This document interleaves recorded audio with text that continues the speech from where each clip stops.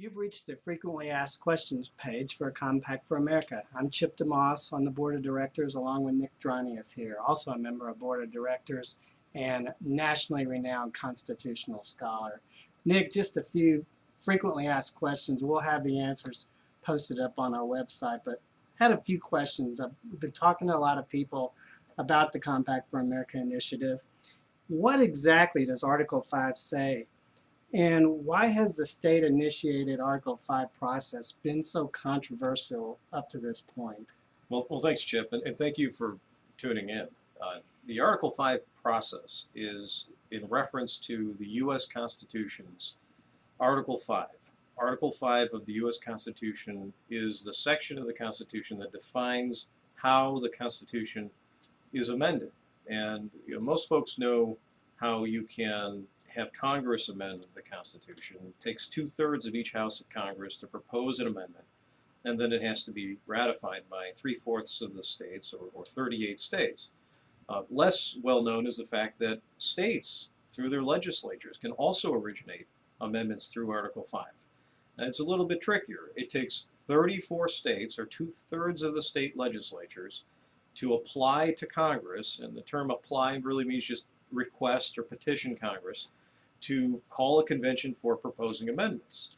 Then Congress has to respond to those applications from the 34 states with a call, and the call will then set in motion the convention. The convention itself needs to be populated by representatives called delegates. Historically, when conventions have been organized by states, and they've been organized in the past more than a dozen times, states have sent delegates that would represent the state to the convention, and they would vote with each state getting one vote based on majority rule to propose different propositions.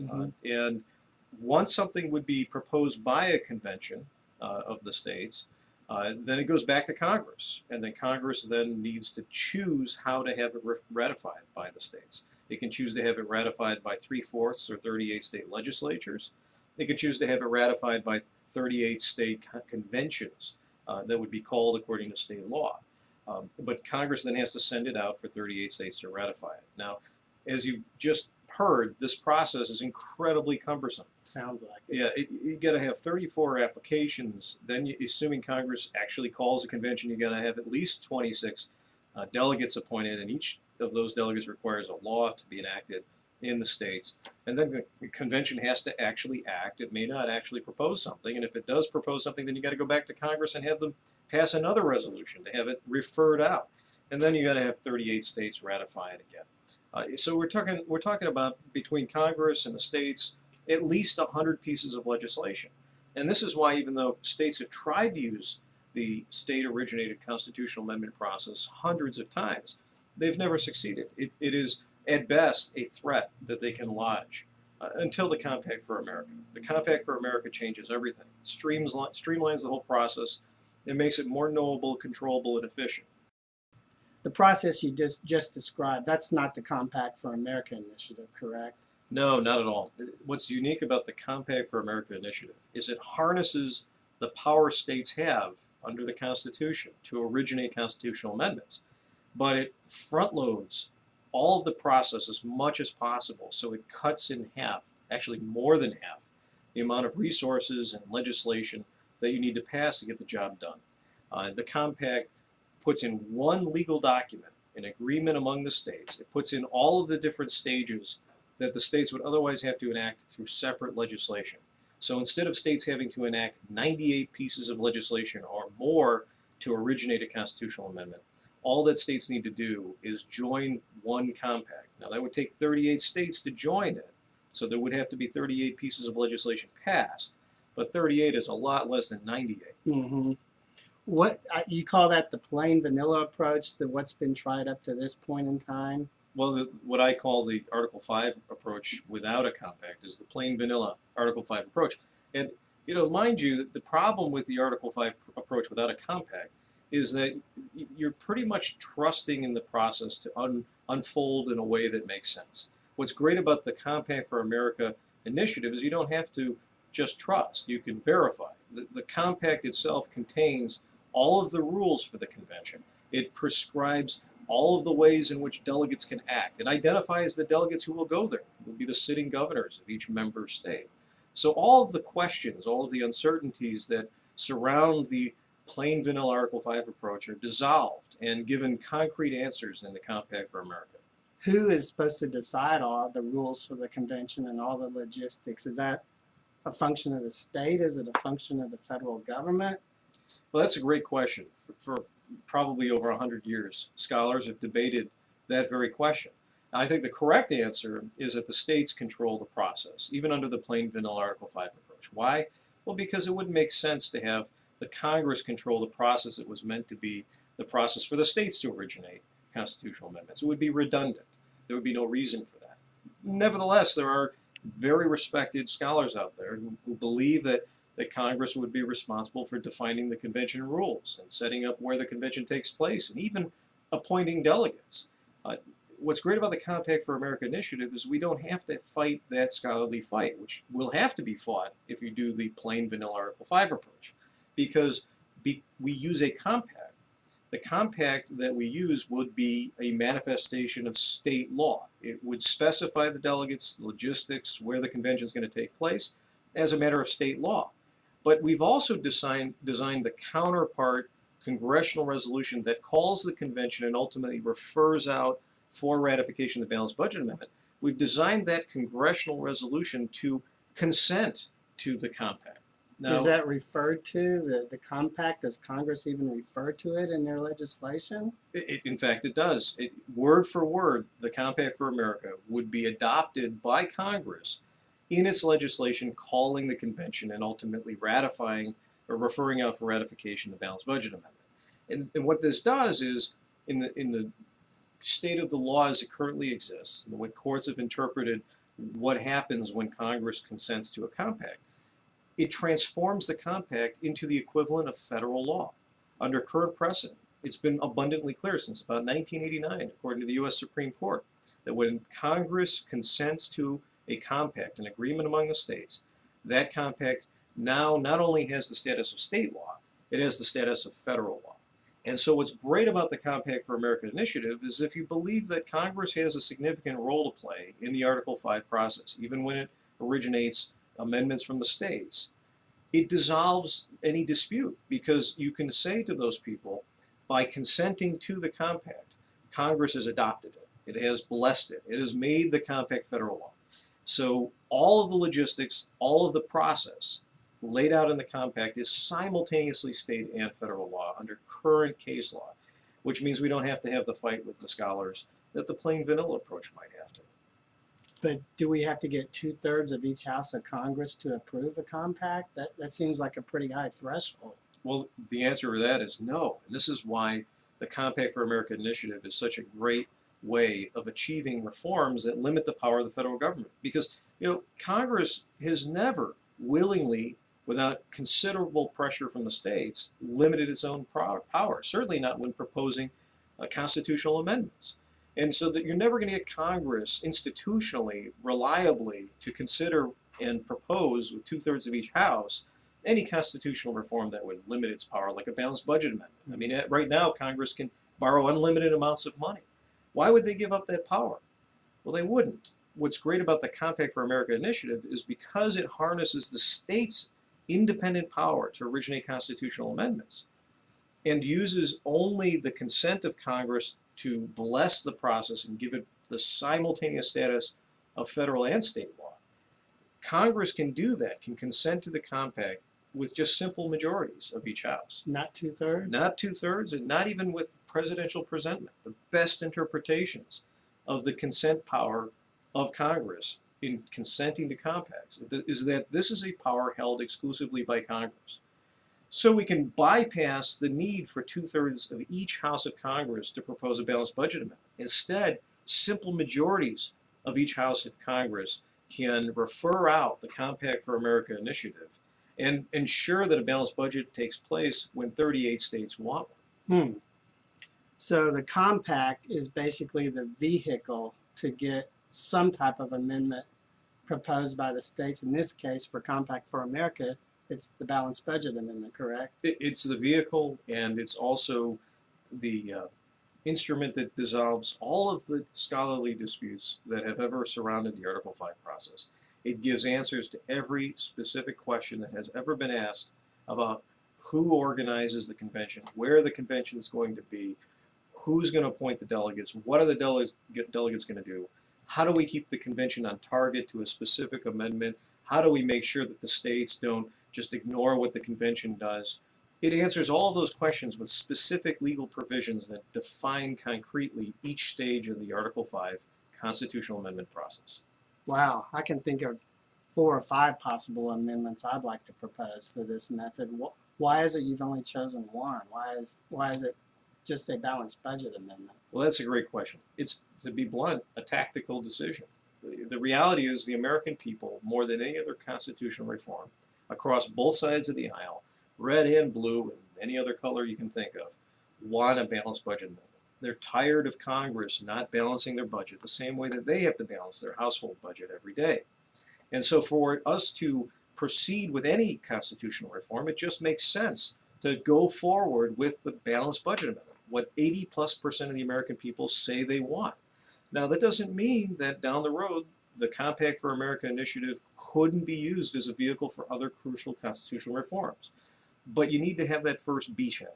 You need to validate the compact, show that it can actually be done, give people confidence that these crucial constitutional reforms can actually happen. And you want to use the best idea, given political reality, to do that, which happens to be the balanced budget.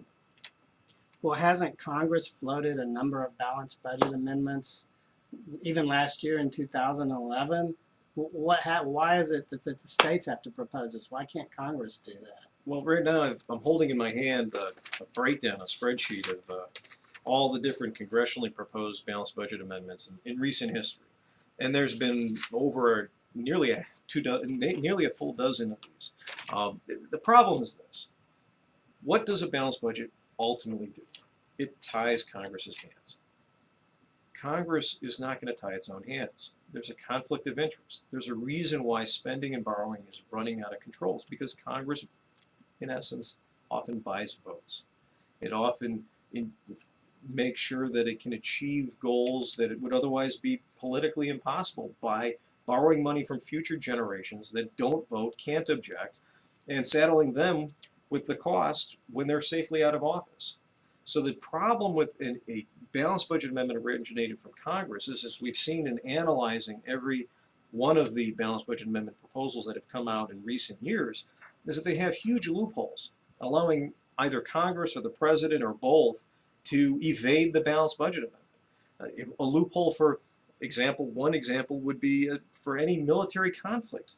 I mean, the president doesn't even have to wait on a declaration of war to initiate a military conflict under the way that we've seen recent policies. And it may be entirely necessary to do that from time to time. This is not to criticize what the president is doing. The simple fact, though, is that if you have an exception from a balanced budget amendment, anytime there's a military conflict, you're never going to have a balanced budget. True. And the other problem is on the other side of the aisle, from the less conservative members of Congress, we see a number of exceptions created for various popular entitlement programs, when in fact those entitlement programs arguably are a driver of the imbalance in our budget. So whether you look to the left or you look to the right, there's one common problem, and that is Congress proposing balanced budget amendments by themselves. Congress will not tie their own hands. What's different about the Compact for America's balanced budget amendment is that it recognizes that the root of the problem is this concentration of power in one institution in Washington, distant from the people. And it proposes dividing up that power. It gives a role to the states to approve any new increase in the federal debt. It requires 26 state legislatures to affirmatively approve any increase in the federal debt above a hard constitutional debt limit. Now, that allows for flexibility without gigantic loopholes. You know, think about back to 9/11, or if you can remember going back to Pearl Harbor. Whenever there's been a serious military problem, or a war, or a tragic terrorist event, Americans have pulled together. Getting 51% of the state legislatures, 26 state legislatures, to agree to approve the issuance of debt for a military conflict where a nation's at stake will not be a problem in America. We pull together. And likewise, even if you believe that debt may be necessary to shore up some entitlement programs. Certainly one can look at Social Security, for example, and not really seriously claim that 26 state legislatures are going to stand in the way of making that program solvent if it were to require debt. Now, this is not to advocate those solutions. It is simply to point out that there is flexibility, a bipartisan flexibility built into the balanced budget amendment that the Compact for America proposes. But at the same time, it divides power. It makes sure that there's a co-signer in the institution that's closer to the people, state legislatures, on any increase in the federal debt. And if there's anything we need, it's a co-signer on this propensity to issue more and more debt. Somebody's got to intervene. Okay, some have said, Nick, that this power given to the president of the BBA of impounding expenditures, that's just way overboard, that the president shouldn't have that type of power. What's your response to that? Well, first of all, I agree with the sentiment. I mean, if we've seen anything in recent years, is that the president probably has too much power. There's too many executive orders. The president is deferential to the legislative branches. Nevertheless, who is in the best position to watch the checks as they're spent? The executive branch. And who's in charge of the executive branch? The president. And what did Harry Truman say? The buck stops here. So the reality is this. If you want a balanced budget amendment that is actually enforced, that has a real debt limit, that means something, you need the executive branch to be accountable and responsible for ensuring that it is enforced. And there's no better person to hold accountable in the executive branch than the popularly elected president, because he represents the entire nation and is accountable to everyone. Now, it's not as though we give the president carte blanche to cut whatever program he wants. We've anticipated the possibility that when spending comes within 98% of the debt limit, the president would have the responsibility to cut back on spending that looked like it might exceed the debt limit. But Congress will have an opportunity to override the president. They're not going to be able to play games. They're going to have to propose alternative cuts of their own, and they're going to have to do it quickly. They'll have to do it within 30 days of getting the president's impoundments. But the president's impoundments can be overridden by simple majorities in Congress if they want to take accountability and take responsibility for that option. So we don't have unbridled power being given to the president to impound whatever he wants. Congress has a check to override what the president proposes. And if we step back and think about this power that the president would be given constitutionally, it's no different than the power the president had statutorily all the way through up to President Nixon's era. It turns out that presidents had, as executive branch officials responsible for cutting the checks, have had the power to impound excessive expenditures in the past. And they really did not abuse that power, and it helps maintain fiscal responsibility in a way that we haven't seen in decades.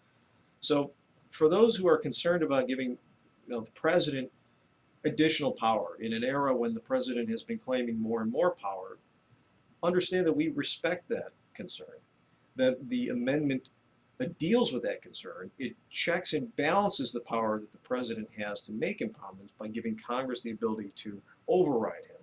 But in the end, there's no point in having a balanced budget amendment. There's no point in having a debt limit if you don't have the guy who cuts the checks or is ultimately responsible for cutting the checks actually enforce it.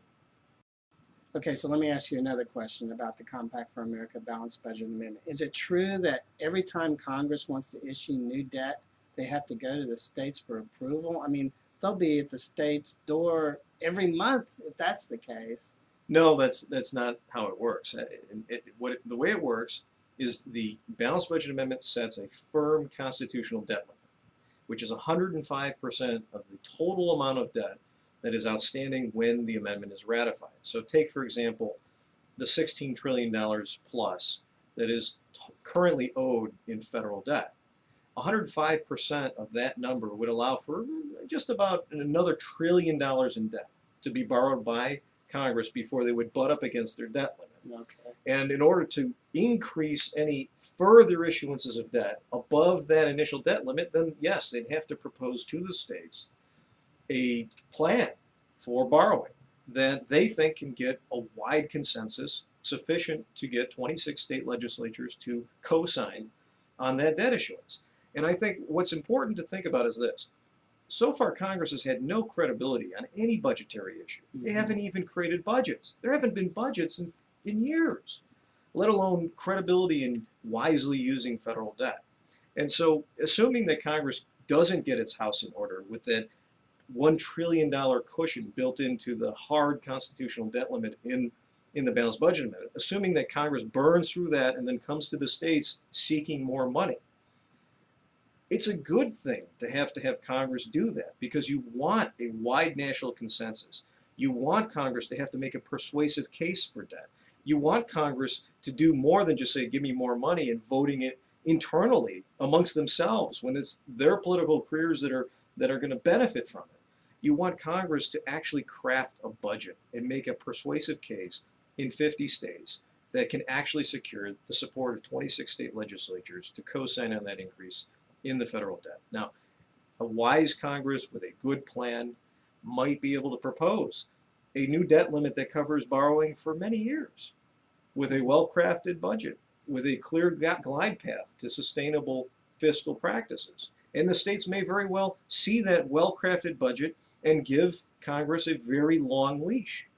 I suspect that Congress will probably have a shorter leash, that they won't really be able to make a clear case for the wise use of debt, or at least that the states will be a little bit more skeptical. So I would expect that in the early years, once the balanced budget amendment is ratified, that the states will keep a shorter leash on Congress, that Congress will have to make the case more often. But as time progressed and Congress learned to be more responsible, the states would probably back off and let Congress propose budgets for longer periods of time if they truly needed debt.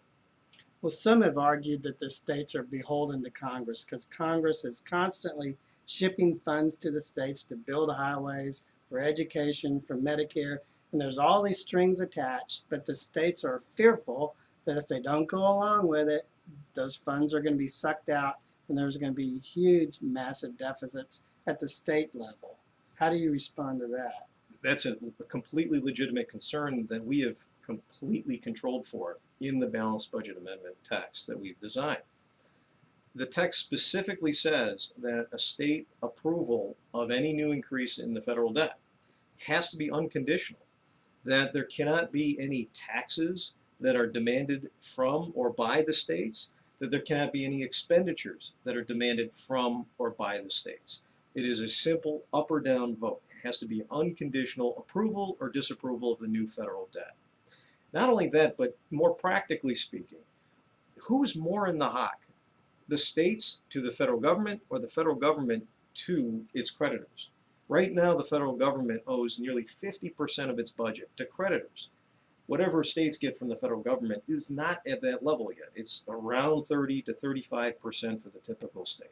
So between the two of them, the reality is this: the federal government is more dependent on the states' willingness to give them approval for their debt than the states are dependent on the federal government in giving the states money. And in that dynamic, over the long run, the states will restrain Congress's ability to borrow more often than not, because you will allow the states to finally deal with Congress as more of an equal. I mean, all of the problems that we have with Congress dictating to the states is happening right now, when states have no seat at the table. They have no influence on Congress. They are the furthest thing from equals in the current setup politically, and even under current case law. So now we're going to have states with a partnership with the federal government in crafting debt policy. And the states will have the ability then to make sure that the federal government doesn't abuse that power, because the last thing the federal government's going to want to do to the guy that they need to get approval from for any new debt is make them upset. Now, there's also the concern that maybe the states would abuse that power. But here's the other thing. The people are closer to their state legislatures than they are to Congress. The people are a better check on the political actions of their state legislatures in approving or disapproving debt than they are on Congress. I mean, just think about it. You can run into your state legislature at the local 7-Eleven and give them a piece of your mind. You can make an appointment and probably within the same week actually show up. Try doing that with your U.S. senator or even your congressman. You can't. And when 80% of the American people, 60 to 80%, no matter what poll you take, support a balanced budget amendment, want limits on federal debt, want more fiscal responsibility. The fact that there is far more political influence from the people on their state legislatures pretty much ensures that over the long run, not always, you can't guarantee everything in politics, but over the long run, that influence will cause state legislatures to be far more fiscally prudent, far more stingy with debt than the federal government would ever be. Well, do you anticipate that the states will institute procedures internally so that they can deal with this debt issue if Congress ever submits it? Say, for example, in Texas, what if Texas is not meeting, their legislature is not meeting in that particular year when the request comes from Congress?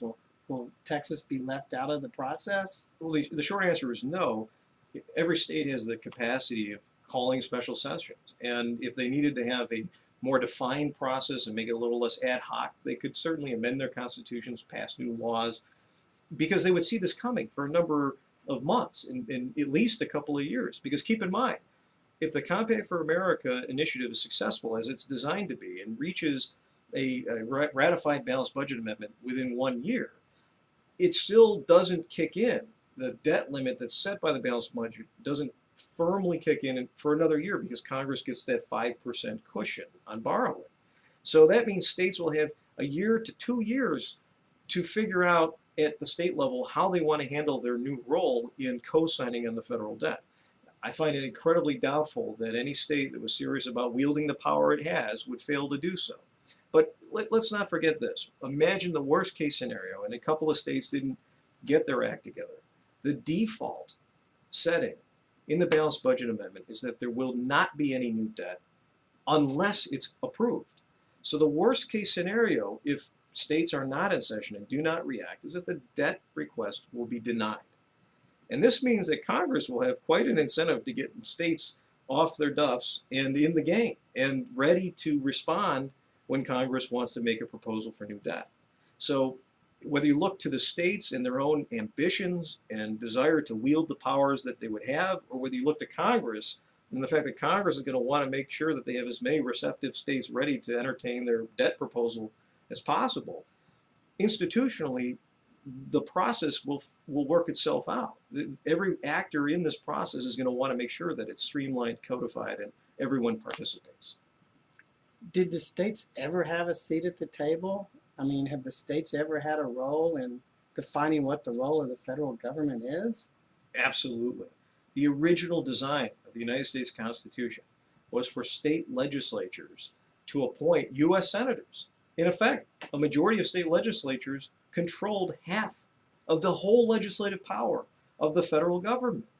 Now, this is vastly more power in the hands of the states and their legislatures than what our modest balanced budget amendment proposes. Our balanced budget amendment only gives to the states a portion of that power, the power to basically regulate how much debt the federal government can issue. Now, mind you, that's not a small power. That's a significant power when the federal government is running 50% on debt. But it's much more modest than the original design of the Constitution, and it serves the same purpose.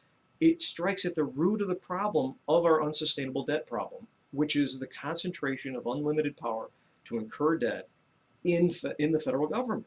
We have to divide that power. The states have to check and balance Washington again, because as long as you have all this unlimited power located in one place, it's too easy for special interests to leverage it at the expense of non-voting future generations. So the bottom line is this. We are following the original constitutional design in bringing back a role for the states in federal debt policy. It is a small portion of the power that the states once held when the founders designed the Constitution, but it's also carefully targeted to the worst excesses of the federal government. This power that the states have to check and balance Washington is specifically targeted to their unsustainable debt problem. And the state's power waxes and wanes. It gets stronger and weaker depending on how well Congress behaves. If Congress gets its house in order and gets rid of any significant debt, well, then the states have no say. So the states only intervene when they're needed. This is actually a very carefully calibrated division of power between the states and Congress, targeting the states to an actual addiction. Okay, well, let's get back to some of concerns of some of the people that have been expressed to us regarding this talk of a runaway convention. You've probably heard of that, I'm sure. Various groups out there. There's one particular group that's issued a list of 20 questions about a constitutional convention that they believe need to be answered. What are your thoughts on it? You're familiar with the list, first of all? I'm familiar with the list. I'm familiar with groups on the left, on the right, that have expressed these concerns about using the plain vanilla Article 5 approach. And the concerns are rooted in one thing, which is Article 5 of the United States Constitution does not, in word-for-word fashion, spell out how the convention would take place. It doesn't say who the delegates will be. It doesn't say how they will vote. It doesn't say what committees will be at the convention. It doesn't say where the convention will be. And these omissions are concerning to people who look at politics perhaps a little bit cynically, but maybe realistically too, and see how politicians manipulate process. Mm-hmm. And so this runaway convention fear at root is a concern about the lack of concrete detail in Article 5 of the United States Constitution, spelling out what will happen when states use that power. And there was a time that I thought that that was an unreasonable concern. But I've come to realize it isn't. I mean, how can we do something as momentous as amending the United States Constitution without a clear roadmap as to what will happen along that road path? We can't just say, hey, let's see what happens, let's figure it out as we go along. That's not a responsible way to handle amending the U.S. Constitution. We certainly wouldn't tolerate Congress doing it, and I don't think we should tolerate the states doing it either. So what the Compact for America does is it gives specific, concrete answers that answer all the 20 questions about how the convention would proceed. So for example, if you don't know who the delegates would be, the Compact specifies that for the member states, the delegates will be their elected governors.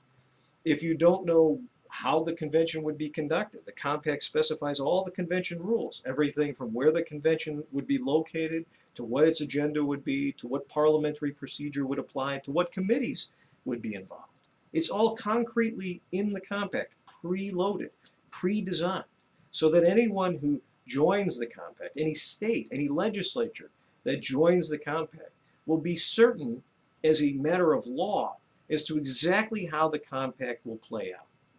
And I believe that by taking this approach, front-loading the entire process, giving concrete answers to every question that you might have, that you will dissolve the concerns of the runaway convention, of a convention that did not stay on target to its assigned purpose of, say, generating a balanced budget amendment. You can dissolve those concerns because there's no wiggle room.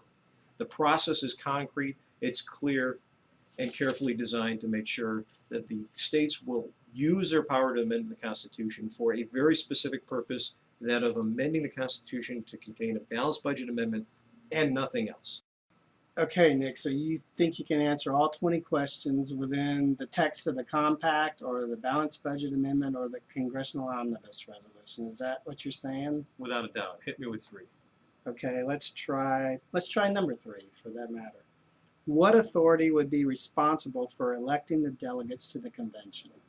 Well, the states would be, and their legislatures, by joining the Compact. The Compact specifies exactly who will be the delegates, and they will be the elected governors of every member state. And just in case you're concerned about whether state law can do that, by calling the convention in accordance with the Compact for America, Congress will give its blessing to those very terms as well. So both as a matter of state and federal law, the delegates would be selected. Okay, let me try number 6. What authority would be responsible for organizing the convention?